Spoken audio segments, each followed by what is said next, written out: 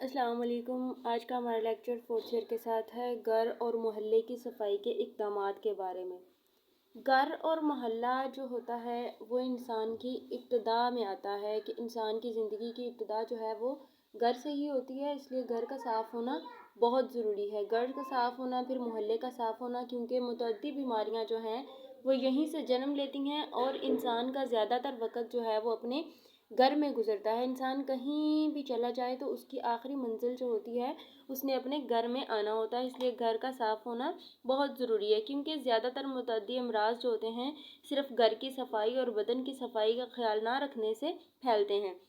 گھر میں باورچی خانہ اور لیٹرین خصوصی توجہ چاہتے ہیں، اگر انہیں صاف نہ رکھا جائے تو گھر امراض کا گھڑا بن جاتا ہے۔ اس کے علاوہ بستروں، چارپائیوں اور کمروں کو صاف رکھنے سے نہ صرف انسان کی اپنی طبیعت پر خوشگوار اثرات مرتب ہوتے ہیں بلکہ امراض گھر کا رخ بھی نہیں کرتے اور انسان صحت مند اور چوکو چوبند زندگی بسر کرتا ہے۔ اب گھر میں جو ہے ہمارے کیڑے مکوڑے آ جائیں تو ان کا خاتمہ کرنا بہت ضروری ہوتا ہے۔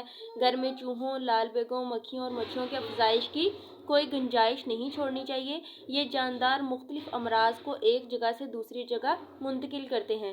چوہوں کو مارنے کے بعد کھلے عام پھینکنے سے بھی طاعون جیسے امراض جنم لیتے ہیں۔ اگر آپ نے انہیں مار دیا ہے تو آپ نے کہیں اس کو گھر سے یا آبادی سے باہر جا کر کسی چیز میں لپیٹ کر زمین میں اس کو دفن کرنا ہے، اس لیے گندگی، کوڑا کرکٹ جو ہے مناسب ٹھکانے لگانا بھی صفائی کا اہم جزو ہے۔ اس کے بعد آ جاتا ہے ہمارا فضائی آلودگی کی طرف ہم دیکھتے ہیں تو شور اور فضائی آلودگی آج کے دور کی پیداوار ہیں، کیونکہ ہر انسان جو ہے وہ پبلک ٹرانسپورٹ کی بجائے اپنی ذاتی گاڑی کا استعمال کرنے کو زیادہ پسند کرتا ہے۔ اس وجہ سے فضا میں دھواں بھی اتنا ہی زیادہ ہے۔ گاڑیوں، بسوں، موٹر کاروں، کارخانوں، فیکٹریوں اور لوگوں کے شور نے ہماری فضا کو خراب کر کے رکھ دیا ہے۔ ٹرانسپورٹ کے ذرائع دھوئیں سے ہمارے ماحول کو مسلسل آلودہ کر رہے ہیں۔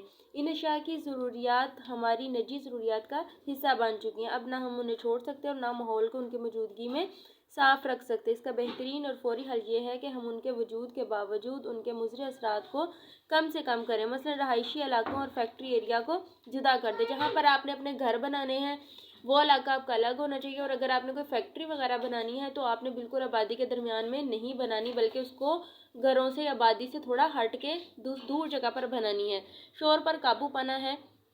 شور ہمارے ذہن پر مضر اثرات مرتب کرتا ہے۔ شور میں کام کرنے والے بہت جلد اپنی سماعت کو کمزور ہوتا محسوس کرتے ہیں، انہیں اپنی اونچی آواز میں باتیں کرنے کی عادت ہو جاتی ہے، اور یہ حالت برقرار رہے تو بے خوابی، چڑچڑاپن، لڑائی جھگڑے جیسے افعال ان کی عام زندگی کا حصہ بن جاتے ہیں۔ ہمیں چاہیے کہ اپنے ارد گرد کے ماحول میں شور کو کم کرنے کی کوشش کریں تاکہ معاشرے میں بات بات پر لڑائی پر اکسانے والے جذبات جو ہیں وہ کم ہو سکے۔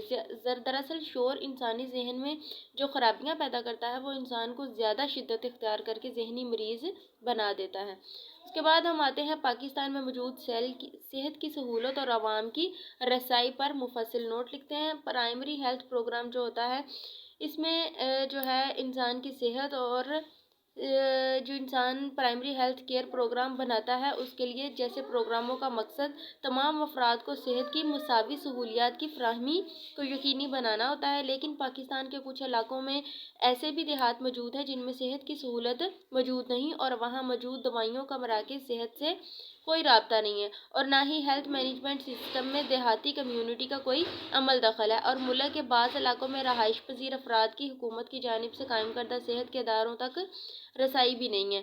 اس کے بعد ہے economic survey of Pakistan. Pakistan میں 470 دیہی مراکز صحت اور تقریباً 4526 بنیادی مراکز صحت قائم ہیں۔ اکنامک سروے آف پاکستان جو ہوا تھا 1992-93 میں، ہر دیہی مرکز صحت کا ذیلی سطح پر کنٹرول ہوتا ہے اور تقریباً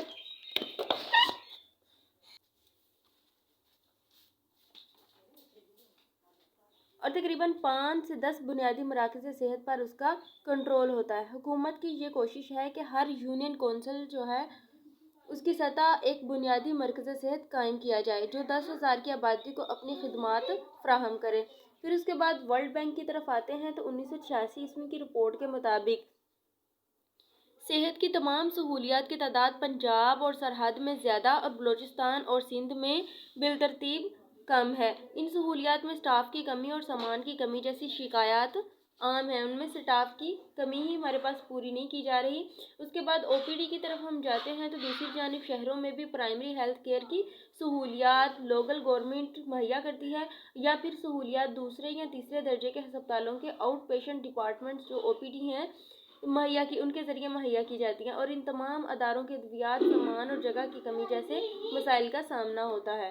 اس لیے حکومت کو اس بارے میں چوکو چپند ہونا چاہیے، ڈیلی کی، ہفتے کی یا مہینے کی رپورٹس لیتی رہنا چاہیے، اور پتہ لگنا چاہیے کہ جہاں جس چیز کی کمی ہے اور بر وقت وہاں پر پہنچایا جائے۔ خدا حافظ۔